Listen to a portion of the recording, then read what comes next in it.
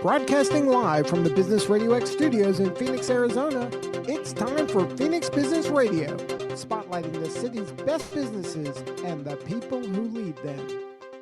Good afternoon and welcome to Collaborative Connections radio show and podcast sponsored by KLM. We are live via Zoom today for the Collaborative Connections in Phoenix Business Radio X inside Max 6, typically in Arizona. But we have people from all over the country here today, so I cannot wait to introduce you to these three amazing guests. Before I do that, for new listeners, this show is bringing people together to collaborate in our community to hopefully build relationships and foster future collaborations and make this community better. So without further ado, I want to introduce you to my first guest, Frank Steightly. Welcome to the show. Thanks, Kelly. I really appreciate it. Tell us a little bit about you. I own a CPA firm in the Washington, D.C. area, just a little bit south of Dulles Airport in Northern Virginia. We're a large local firm and we have employees literally all over the country, and we serve clients literally all over the country. Well, that's exciting. How big? We have 19 full-time employees, and then we add about a dozen part-time remote people all around the world, literally during tax season. You need all those people at that time of year. It's pretty crazy. Luckily, you just came out of that, right? Are you done? Yeah, we are done. We're still amazingly busy, but we are at least manageably busy. No weekends or anything like that at this point for anybody. Yay. Welcome to the show. Thanks for being on. We'll get back to you and chat some more. My next guest is Rochelle Poulton. Welcome to the show. Kelly, thanks for having me. Tell us a little bit about you. Well, I'm Rochelle Poulton, and I am an attorney at Poulton Law in Phoenix, Arizona. I maintain a micro practice helping business owners with their legal needs, and I am a full-time consultant at KLM Consulting. So exciting. More to come on that. Thank you for being on the show. And our third guest is Mallard Owen. Welcome to the show. Well, hi, Kelly. Hi, rest of our Frank and Rochelle. Good to see both of you. So my background is I'm currently the virtual chief operating officer for a company called 123 Junk based in Chantilly, Virginia, one of my former consulting clients. I'm known as CEO for, 8-9 years now, and joined up with that organization full time back right smack in the middle of the pandemic, July of 2020. I've also done management business consulting. Interesting enough, I got started in the world of exercise physiology. I had my doctorate degree in exercise physiology, thinking I was going to be an academician and researcher, and lo and behold, here I am in management consulting and helping a junk removal company grow and expand. That's awesome. Thank you so much for being on. I know with technology, it always gets a little iffy. We'll work on the sound here coming up. I appreciate you all being on and wanted to jump right into some questions. So I hope you guys are ready. We'll do a little fire round here. Frank, for you, tell us a little bit about the background, or as I say, the nooks and crannies of the CPA firm. Higher purpose means a lot to people these days, your why, that sort of thing. So can you give us a little background on that? Our why, our higher purpose, is to help people have better financial lives and brighter financial futures. There are a lot of ways we do that. I mean, the obvious way is we lower people's taxes, which is but a small part of the entire picture for most people. What we try to do for a higher purpose is look at people's financial priorities. We're in a great position to help business owners and other people do things like save for college, provide for retirement, improve their businesses, even afford their first houses. We do a lot of things like that. And in doing that, we have a dedicated staff of people that we're always trying to grow into been better consultants, basically. And I'm certain Rochelle knows that, being a consultant, that it's a journey to get better each and every day. That is for sure. Yeah, and the business law side, helping people, primarily fix financial mess, right?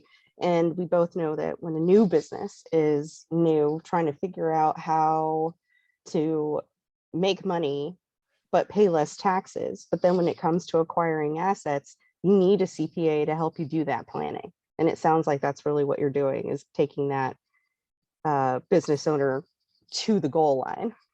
And what we do is we work very closely with a number of law firms, depending on the specialty we need. And even sometimes it's as bad as having to work with family law lawyers to split up assets. But it's very important. We take a team approach. That's awesome. As it is with everybody that I have on the show, it seems to be the attraction, right? The team approach, doing stuff together collaboratively definitely helps everybody's business, and then it's a win-win-win for all parties, right? If you can help them in all aspects, that makes a huge difference. I love that. Rochelle, what about you? Higher purpose or your why behind what you're doing? Yeah, so I have really enjoyed business ever since I started my law firm, my first law firm back, I think in 2011, 2012. And, as a business owner myself, owning multiple practices, it was awesome. But, now the real emphasis is on helping other businesses achieve their goal. It fills that need for, running a business without having to run my own business. I love giving third parties advice and strategy for, what they're doing on a legal standpoint. It's like, how do you set up an LLC? Just the basics of, getting your dream started of being a self-employed entrepreneur. It is fun to build everybody else's business, right? Yes. I've been an entrepreneur 20 years, and I said, I think I'm going to stick to this one for a while, this business, because I get to help everybody else build their business instead of keep recreating new ones for myself. Mel, what about you? Higher purpose or your why for what you're doing, why you're doing what you're doing? Yeah, I guess, really sort of my higher purpose probably throughout my career is just how do you create great places to work? It's really about how do you help elevate people. I always talk about creating a learning organization and how do you create an employer of choice? And that's sort of permeated all of my various consulting projects or businesses I've been involved with. Of course, now certainly a higher purpose with our junk removal company is keeping stuff out of the landfill. So we, our 1-2-3 junk model stands for donate, recycle, and dispose. So it's nice to have that sort of global impact on how do we keep stuff out of the landfill and repurpose things for people and do the recycling stuff. So that's a wonderful purpose. But from the core of being in management and leadership, it's all about how do you help people get better and how do you help businesses get better. It spans a lot of stuff: systems, technology, management, strategies, culture, leadership. So I get a chance to play in all of that. Yeah, I think the employer of choice thing is so timely right now with the employee shortage and the great resignation. I don't want to say you fell into the hottest niche around in terms of management consulting, but you're certainly there. Well, it's a fun place to be in, because there's nothing more exciting than to see people have smiles on their faces and them grow personally, and to see business owners get excited about the successes that they're having when they start to implement some of the things that have been researched now, fortunately, over the last more recent years, but things we probably all knew in our gut over the years, and just sometimes we needed a business rationale to sort of finally have it take hold. I love that. More and more that big, huge companies are trying to find that purpose and to do something more than just sell a widget, right? I hadn't heard you talk about that before, Mal, about the 1-2-3 junk. I love the purpose and the background of it. That is really, really good to hear. There's more and more companies doing that. And I think it's going to be really critical that everybody get on board of looking at your higher purpose, looking at your why, and what's the good that's going to come out of what you're doing, for sure. That's exciting. All right. So for most people, they don't know that Frank and Mal know each other very, very well. So we have to have the backstory. how this connection and collaboration all started. So Frank or Mal, do you want to say why the inner circle story? Sure. Well, Frank, go ahead. Okay, Mal and I met the Loudoun Chamber of Commerce, and I'm not exactly certain what year it was. I mean, I'm thinking it was 10 years ago, and we were both 25 years old or so. And Mal and I and a third friend, Greg, I think we mounted a hostile takeover of the Small Business Committee for a time. And as a result of that, the three of us were very like-minded. We created a CEO roundtable group called Inner Circle that met a number of different places, but it was a number of business owners with the idea that we would help everyone improve each other through a roundtable approach. That's incredible. That is really cool. Mal, you look like you want to add something. Well, it's great. First off, a lot of respect for my two business partners. Of course, Frank and Greg have been now longtime friends, but it was fun to figure out, one, what were we going to do at the chamber to have more impact on small businesses, and how could we help elevate them? And then we realized, as we networked together, sometimes get a kick out of Greg and Frank sometimes saying that they weren't very impressed with some of the consultants that they used to hang with. So we somehow formed some mutual respect in that process, realized that we could do more to help local business owners, one, fulfill their dreams. One of the things that Greg was involved with is acting as a business broker, trying to help businesses, people buy a business or sell their business. And so you can imagine in that process, besides getting the financials to look good or to get the legal structure squared away, there's also like, do I really want to buy into what you're doing? Because maybe if that business doesn't have a good culture, good leadership, I'm not sure I want to, take it on. So a lot of times it's, how do you prep the business for sale, which might take several years to get to where you need to be. And also advising business owners what to be on the lookout for. Like, you don't want to buy a business that has a toxic culture, maybe. You don't want to take that on if you're not a consummate manager and leader in your own right. So it was wonderful to sort of get started, and then working with Frank and Greg, actually being sort of even part of the roundtable, got a chance to know their businesses even better, know them better, because many times as a CEO, you have your own personal goals and aspirations, let alone what you want to have the business accomplish. So it was sort of interesting to deal with both the personal side of their journey as an entrepreneur, as well as what they wanted to accomplish with their business. So a lot of fun. And I should say, beyond just that, not that I lobbied heavily, but it was an easy sell, is that just very recently, Frank and his company have come on board to be our CPA and accounting and bookkeeping resource for 123 Junk. So what goes around comes around. Frank hasn't fired us yet. So Frank hasn't fired us yet as a client. So I have to treat Mal well because he's now a client. I think it's interesting, the point that you brought up about buying into a toxic business or a business that hasn't really developed a work culture. I mean, especially in light of the great resignation that's been occurring, it's become kind of critical for businesses and business owners to sort of take a step back and think about, culture, social contracts, like what it is in their business that can generate a symbiotic relationship between management and staff. So I find that fascinating that you're, well above the curve and been doing it for years.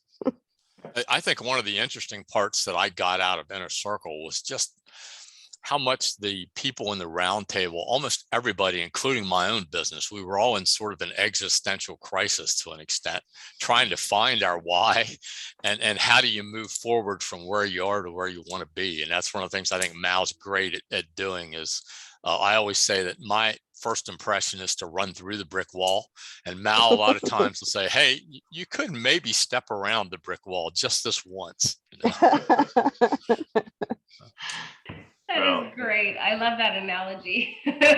Most of us most of us business owners just want to hurry up, just run through the brick wall. It's nice to have outside perspectives and like, well, we could take it down, we could rebuild it, we could go around. Add a door. And it saves you costs on body armor and hospital bills, right? Yeah. Yes. So, yeah, it's a very interesting thing. So much of this starts with, as Kelly, as you and I know, because of our involvement in conscious capitalism and conscious leadership, so much of it is like self-reflection and, thinking about who you are as a manager, as a leader. And I think we all get seduced into thinking that we're great communicators, and great managers and great leaders. And I think there's so many times there are studies out there that say, well, when you have asked your staff what they think of management and leadership versus what you think of your management skills and leadership skills, usually not, you're under evaluating your own skill set. It's usually people have a different sense of how good you really are, how effective you are. And I think that's probably one of the toughest things for all of us, is that management and leadership is not just something you innately have. It's a skill you have to develop. And just because you have a mouth and 2 ears doesn't mean you're a good communicator. So, or you can be a born leader, but may not be what do you call it, massaged into a good one. Yes. But Kelly, you've made a great point. I'll just throw this in here real quick. When I first got into the club management business after getting out of academia, because I had my degree in exercise physiology, so I got into the health and fitness club world and executive wellness.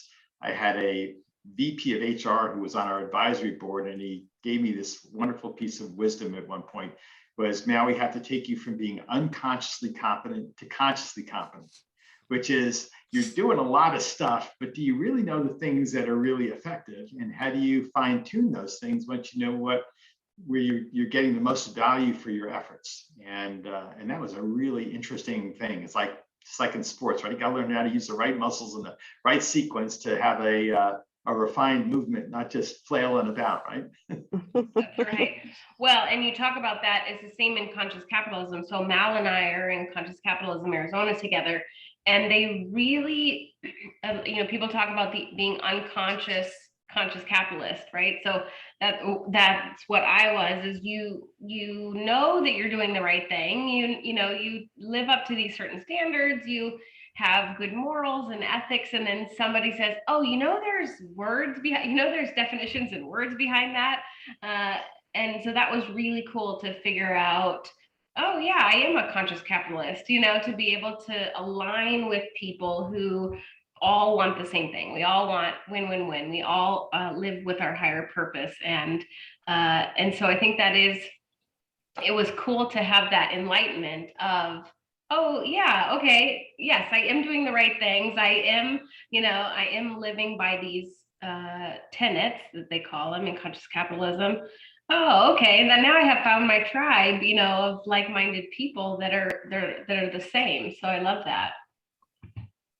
I don't think it's possible to create a sustainably profitable business over a long period of time if you're using scorched earth business tactics. I think everybody has to benefit, from customers to staff. I like to say I'm a bit of a lazy person, which is one of the reasons why I've tried to learn to delegate. Mal has been trying to work with me. You just have to trust that people are going to help you along the way. And I think that's a large part of developing staff to take care of clients. Isn't that the truth, right? Being able to delegate. I always tell people, do what you're good at and outsource everything else, right? There's no reason. And that could be internally or externally.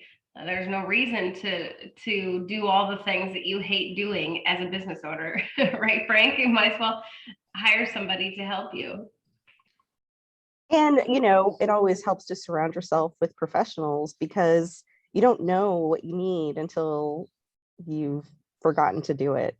When you're in business, like the first step is, hire a bookkeeper, like get your books together, don't commingle your assets. Like there's so many things you should do. And, we just try to do a real quick, with startups, like a real fun, hey, this is the 10 things you need. These are the things you need to know to start a business and to have success. And then of course, a lot of people forget like contracts. you know, maybe you want to have an attorney review your contracts. Maybe you want to deal with, you know, terms and conditions, things like that. The nitty gritty, like as a business owner, that seems really intimidating sometimes to get all of your ducks in a row, but that's what lawyers are for. You know, it's like, no, here are your ducks all in a row. Ta-da! Rochelle, it seems to me when new businesses start up, the last thing they want to do is spend money getting the paperwork right. There Yeah, we go. you know. You gotta get your ducks in a row. Of course, my first name is Mallard. Every time you say ducks in a row, I can relate to that, Rochelle. So what I find, what I counsel business owners to do when they're starting up is you have to almost view the business documentation for what happens if it doesn't go well, because statistically it may not, and the partner that you agree with today may become your mortal enemy in 2 years. Yeah, that's, you know, business law. You know, if we can catch them on the front end, we avoid litigation. You know, it's like, know what among the owners, what the expectation is when it comes to getting paid. You know, if someone's investing a lot of money, but someone else is putting in sweat equity, maybe those aren't equal.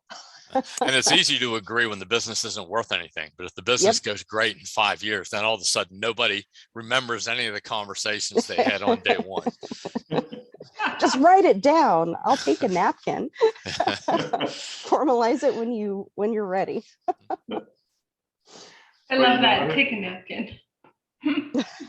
Just write it down somewhere. Have these conversations. And, you know, when you're actually serious and you're working a business full time, you do need professionals. That's when you join a group like Conscious Capitalism to help you find those connections and those people that can help you grow your business and are actually interested in helping you grow your business. Like, they do exist. This is a community of people who want to have everybody succeed, and without fighting, you know, the sharks in the water.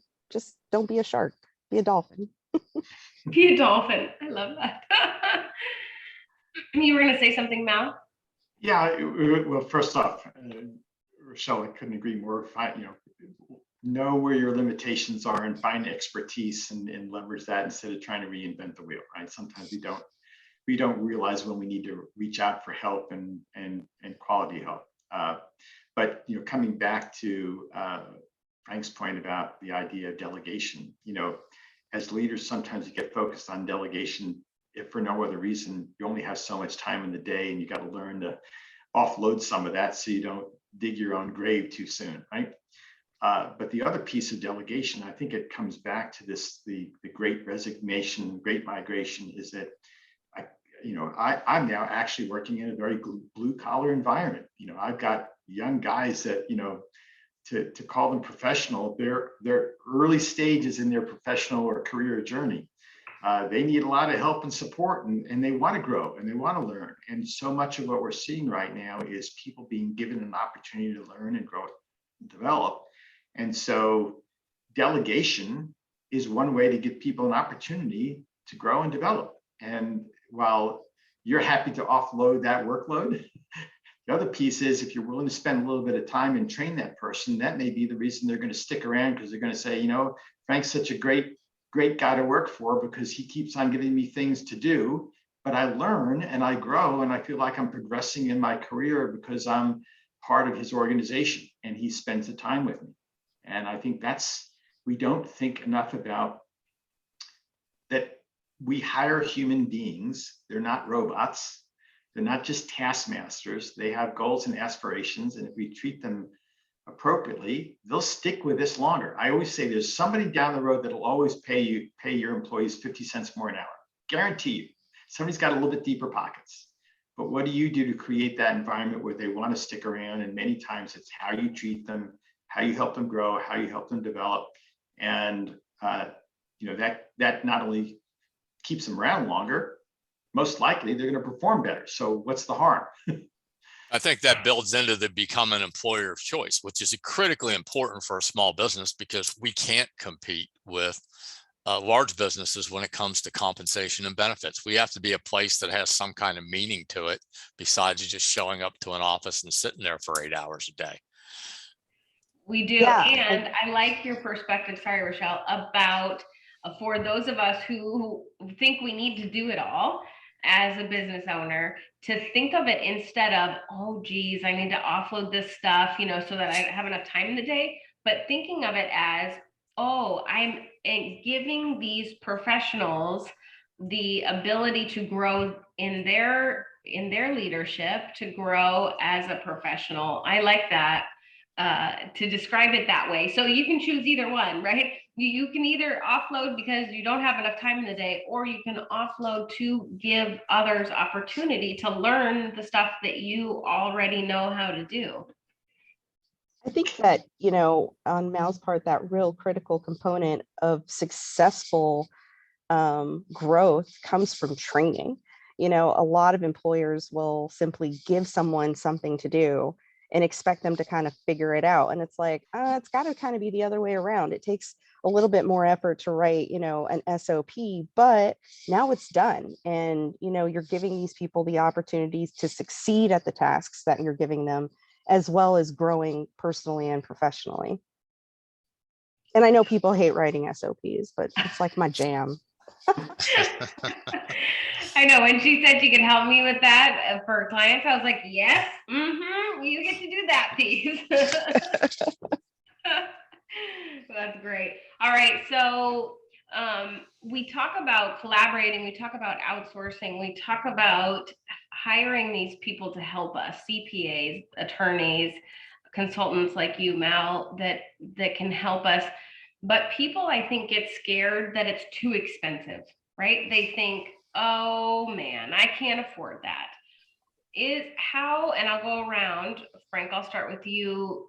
How do you describe why somebody should hire a CPA in dollars, or to make it make sense for them financially? Well, I think we bring something to the table and a perspective to the table, as does Rochelle, a slightly different perspective as to how we can make their lives better, make their businesses better, how we can help them grow.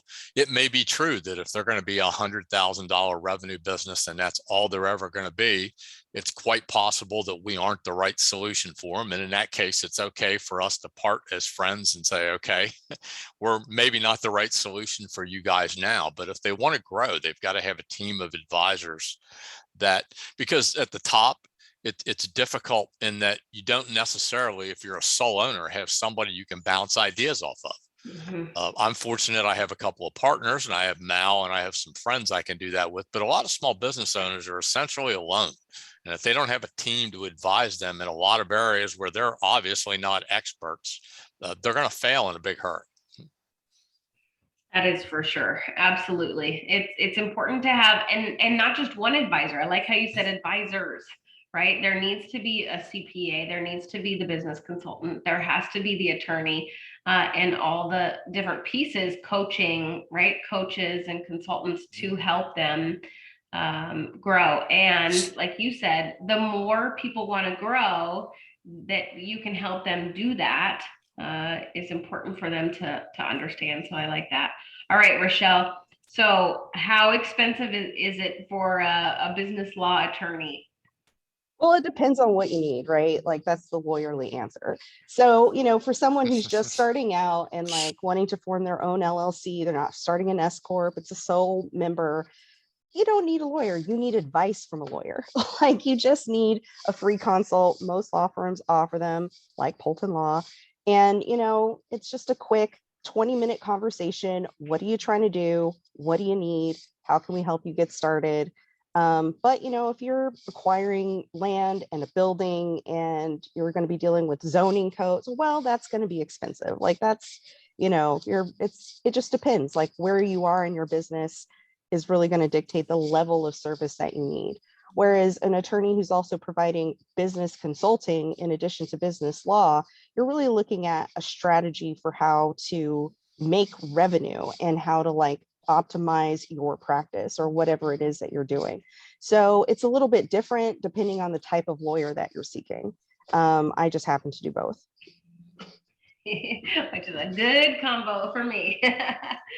All right, Mal, what about you? I know your current role is the Chief Operating Officer at 123 Junk. They brought you on as that.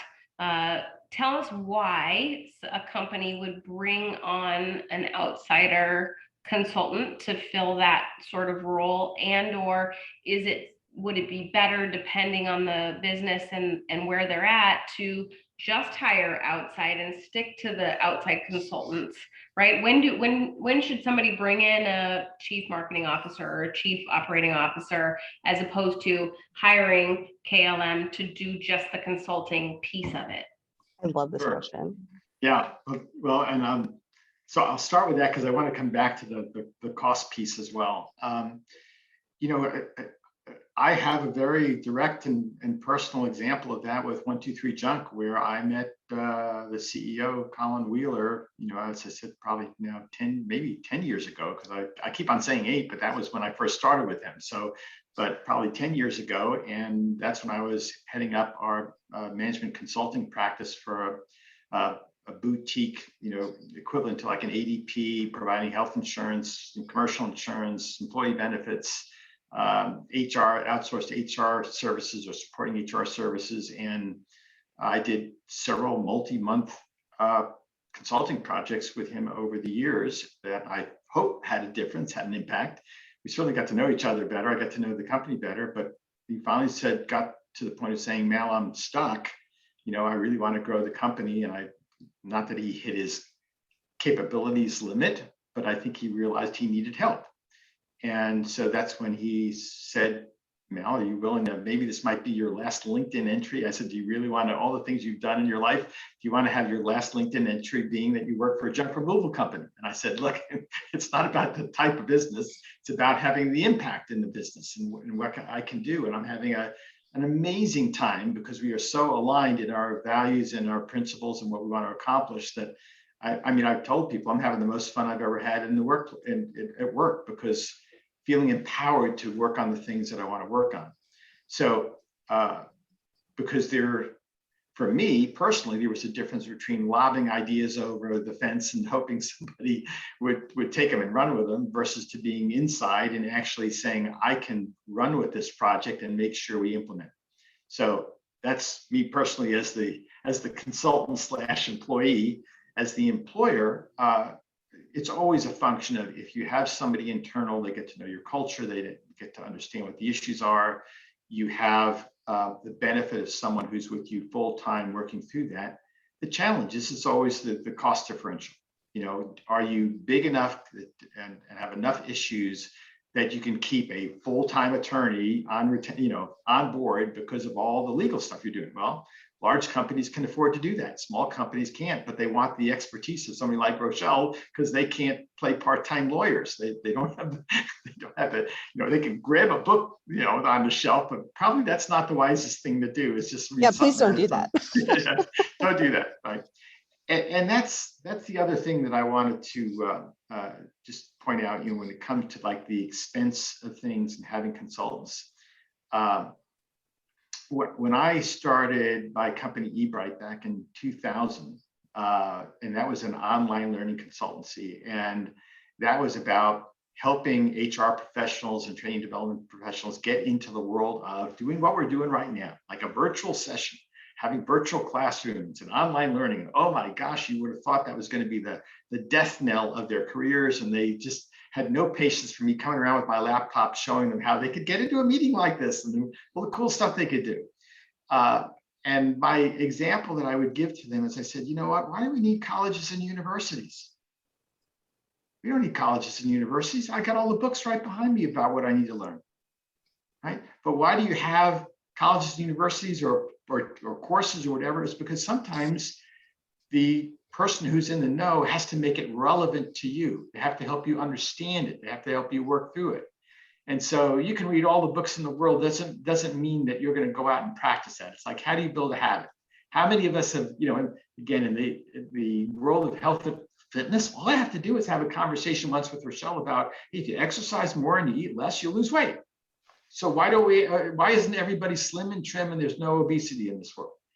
Right? Other than maybe for specific medical conditions. I mean, doing the right thing and doing it well takes guidance, takes often consultation and building those habits, because from Frank has seen this. I'm sure, Rochelle, you've seen this. Kelly, I'm sure you've seen it. You go into a meeting with a CEO and they say, this is what we believe in and all this stuff. And they literally, like 30 seconds, they get out of that meeting and they're doing something 180 degrees opposite to what they just said they believe in. We've all seen it and they just don't realize it. They don't know. So part of the value proposition for an outside consultant is, and I've always loved this saying, when the student is ready, the teacher will appear. If you know you need help and you know you're going to benefit from the outside resources, you're not going to sit there and say, gee, will you give me like $2 more off on your hourly rate? Because you ultimately see the long-term benefit of having someone on your team that's going to help you move forward. Yeah, I think it's important to have the outside consultants until you're big enough to then bring on the full-time in-house. And then when you're ready to grow again, then you hire outside consultants to help you grow. And then you add another person to your team, right? So it's a back and forth. For Frank, I'm sure, like you have companies, like you said, they come to you, they're starting at 100,000, they're just stagnant. Okay, well, you just need a bookkeeper. If you want to grow, we actually need a CPA firm, and we actually need to guide you in the right direction. I'm sure it's a back and forth of, and then pretty soon they need in-person, somebody to handle all the books, right? And then they also need an outside CPA firm as well.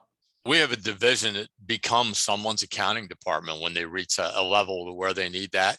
And a lot of times they'll then hire on a CFO, and the CFO will continue to use our outsourced accounting services because it's a cost-effective way to generate the information they need. And with the Great Resignation, they don't have to try to staff an accounting department. They can offload that onto us. That's pretty awesome. Yeah, that's really, really important, I think. And I think more and more people are moving to that. I think more and more companies are moving to that, having the person in-house who can work with the outside counsel, who can work with the outside firms to get the help they need to build. I think that's the benefit of collaboration. So next question, tips, tools, tricks.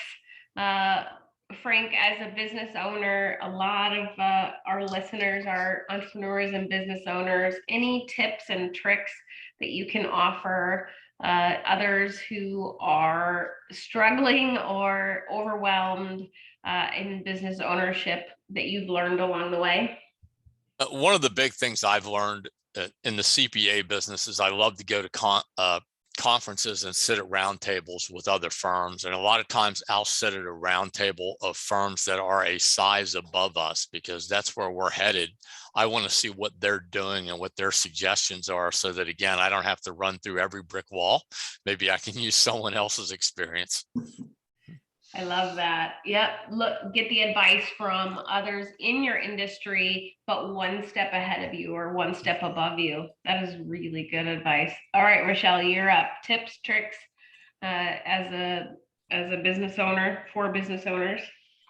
Yeah, I think, the first tip is to remember that just because you feel like you're the only person that can do it all, you are not. Like, stop trying to do everything. It's totally fine to ask for help.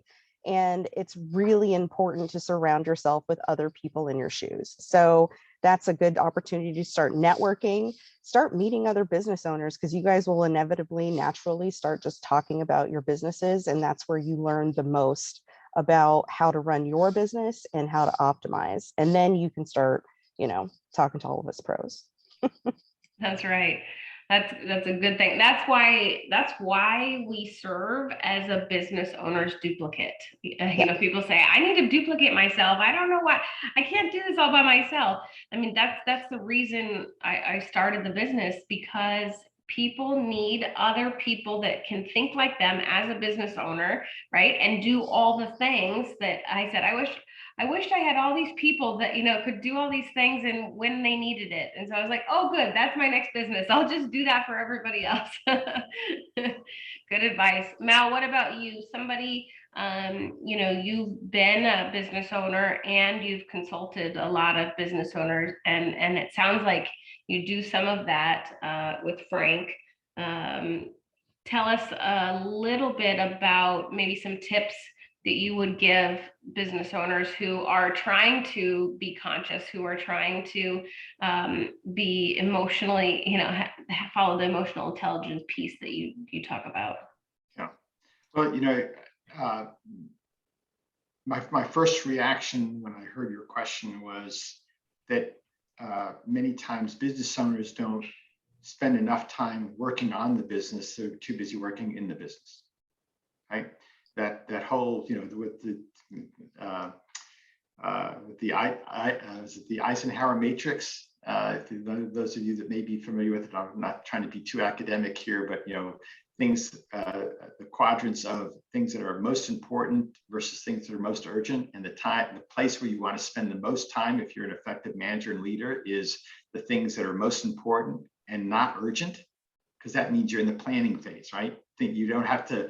Everything isn't like you're putting out fires each and every day, And I think we don't tend to find time to do that. And by the way, working on the business is not just about the SOPs, which need to be done, but it's like looking in the mirror. You're part of the business. How are you performing? What are you doing?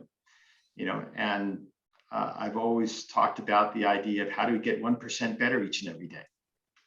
All those books behind me. I used to joke with people, with all the degrees I have and all the books I read, if I could just remember 2% of the stuff that I've read, you couldn't hang with me, guys. I wouldn't be on this podcast. I would be pontificating, and everybody would be paying huge sums of money to track me down, right? So unfortunately, I don't. But that's how do you get in those habits, and how do you work on those things? And as leaders, we have to do that first and foremost for ourselves. And then we have to help our organizations do that as well. So as an example, and I'm going to call Frank out here only because he hasn't brought it up yet. One of the things that he did, he and I are both very systems-minded guys, and we sort of geek out. We like, because if you get good systems down, good SOPs, technologies, or whatever, you have more time to do this stuff, like interact with your customers and find out what's going on and help them, be successful, right? So if we can be efficient with our time, it's a good thing. Well, Frank, seeing the world of technology and knowing how he has to interact with both his team and his customers, developed this is it Clarity Management Software Suite for other CPA firms that he is actually selling now. So the entrepreneur that he is, he said, not only do I need it for my business, but I know other CPA firms need a product like that to better respond to clients' needs and then manage things internally. So, how do you find those things? How do you think about that stuff? That's being really clever on many levels.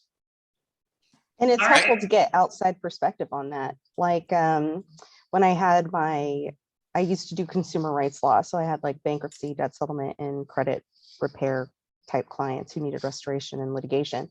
Well, that's a lot of work. You're dealing with thousands of creditors and, thousands and thousands of trade lines. And so I developed a software to, reduce staff need. So that way they weren't spending all day manually entering data. And, it was, probably the cost of one FTE, but it reduced staff by, 80%. Like just making those small tweaks and thinking outside the box and having an opportunity and the time to be able to implement those great ideas is why you need to surround yourself with professionals.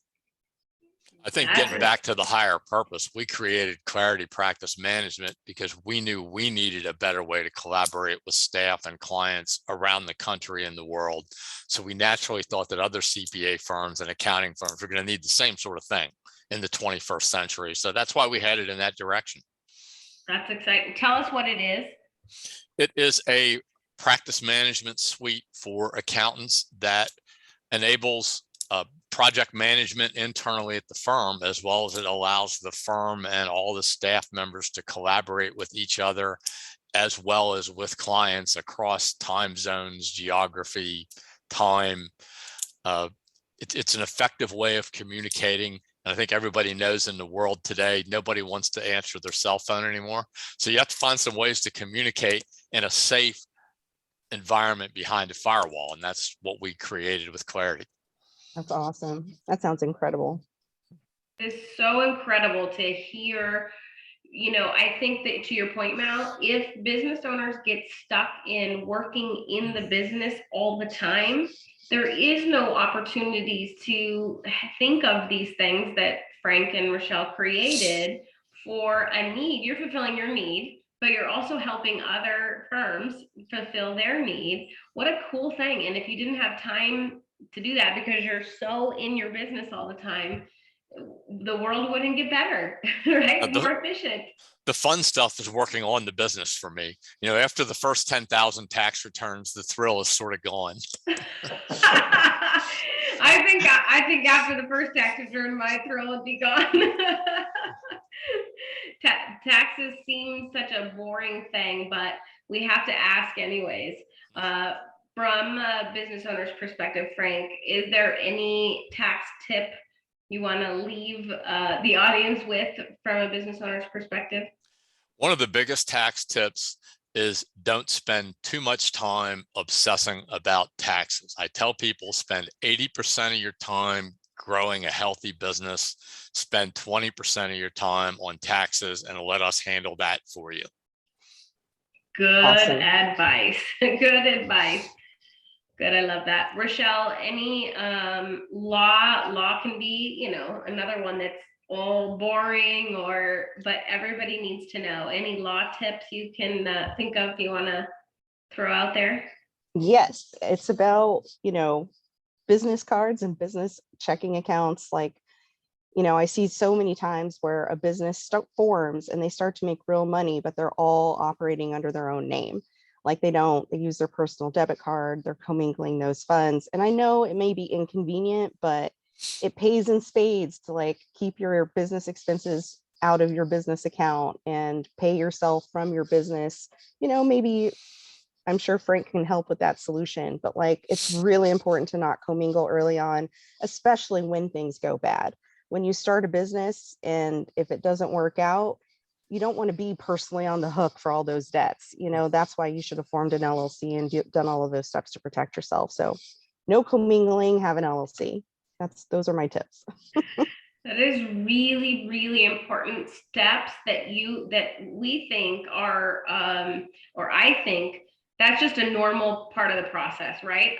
Any business I've created, I create an LLC, I hire a bookkeeper, I open a bank account, but those things some people don't think of because they get into business ownership maybe by accident, or it's going to do a little bit of help for this one person, but it makes so much more sense to do the prevention and to do the steps ahead of time, like creating the LLC, like hiring a bookkeeper, and get the finances in order first. Makes a huge difference. It really does. Okay, Mal, systems seem so boring, especially to me. That's why I have Rochelle, right? Tell us any tips you can give on systems for people. Oh gosh, I guess I'm sort of very interesting when it comes to systems. It's I always worry that when you talk about systems, it's there is a silver bullet out there, some magical thing that if you put in this system, everything's going to be great. Whether it's a management philosophy or a model, I always look at it and say, nah, there is no single solution. You just have to have a lot of things in your toolbox and know what tool to bring out for a given situation. I think that's back to having professional, advice, right?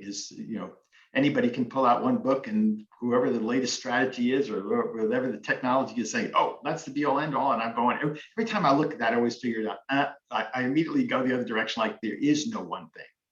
I think coming back to your tip suggestion. So I'm sorry, I don't have a great system to tell you. The systems are maybe as a mindset. And I think a mindset really needs to be, you've heard me say this, Kelly. So since you're recording this, I'm going to make sure that I at least get maybe first billing if we can trademark it. Is the saying in Conscious Capitalism is elevating humanity through business. Wonderful purpose and mission and so forth for Conscious Capitalism. And I've always sort of looked at it and said, let me flip that around. elevating business through humanity. Is that we don't necessarily look at our employees as our customers. We don't realize we're building relationships with them. It's like a marriage, you know, that when we're hiring, we're like dating, you know, and when we get together, we want to learn and grow together, and hopefully we don't get a divorce at any point in time and until our needs aren't being met. So, you know, how do you start looking at your people and realizing that if you really want to have a successful business, you have to have a successful relationship with them. So maybe if you want to call the system, there are 2 books that I haven't ever mandated this yet, but I've always said that if there are 2 books I would ever tell people you absolutely must read if you're an employee of mine, is Crucial Conversations and Emotional Intelligence 2.0. I knew you were going to bring up the emotional intelligence. I love that. Yeah, I mean, we don't think about, you know, our employees, like, what are they going through? What do they need? And it's back to, and again, we've all been through this, where the company goes out and says, oh, we're going to do this employee survey, and they do the employee survey, and it gets tucked in the corner, and they go, why did I give any feedback if no one's really going to pay attention? Because nothing's ever done. So one tip I would say is don't do an employee survey unless you're ready to take action. Worst thing you can do. Better put your head in the sand, and you're better off doing the survey and then disappoint all your employees, because I said, well, why did you ask if you're not going to do anything?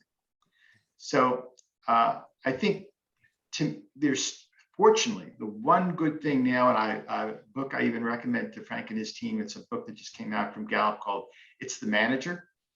It's like a combination of the StrengthsFinder book and current practices in good management techniques and leadership. Is that how do you start to get people thinking about what does it mean to really deal with your employees as customers? Mm-hmm. And I'll start with maybe one last thing. When I used to do performance management training, I said, I don't think any employee walks into business every day, and I would stand up when I'd be in a group and I was doing this facilitation, I'd stand up and say, I can't wait to screw up today. It's like most employees don't come in thinking they want to be the last person picked on the team or the worst person in the organization. They want to do their best. So if they want to do their best, then what are you doing as the employer to help them get there? Mm-hmm.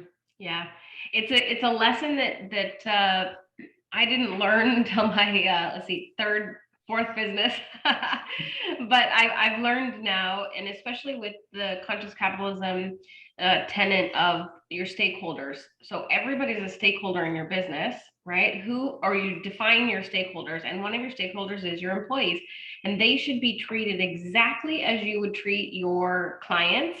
You know, because they matter, and listening to them and listening to the feedback and hearing all of that is really, really critically important. So I love that, is paying attention to them for sure.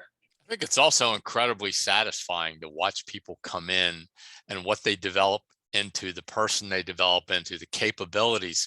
I literally, every business partner I have in the CPA firm came in, I doubt with any idea that they were going to be partners initially. And to just watch them grow over a period of 5, 6, 7, a decade is just, it's incredibly gratifying. Oh, I bet. I love that. Yeah, to, like you said, to continue to grow the business and outsource and fulfill their needs of becoming leaders. That's great.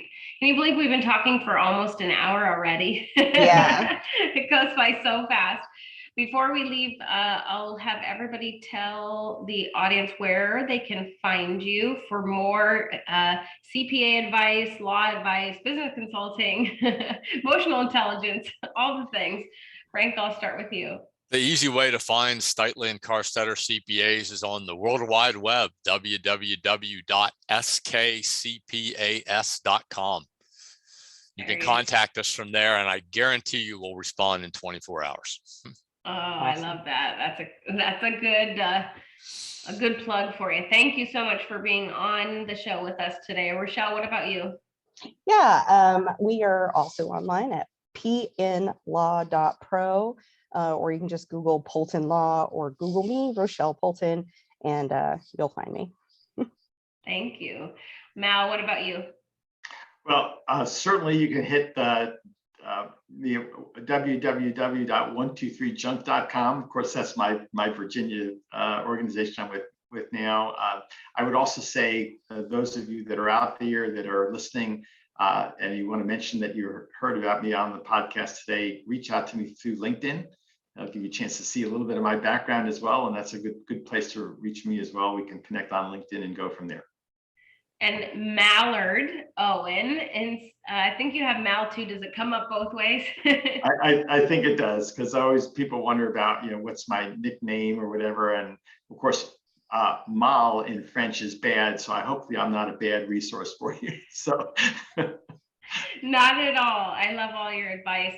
Thank you all for being on Collaborative Connections radio show and podcast sponsored by KLM. Do what you love and outsource the rest. Happy connecting. Thanks, Kelly. Thank you.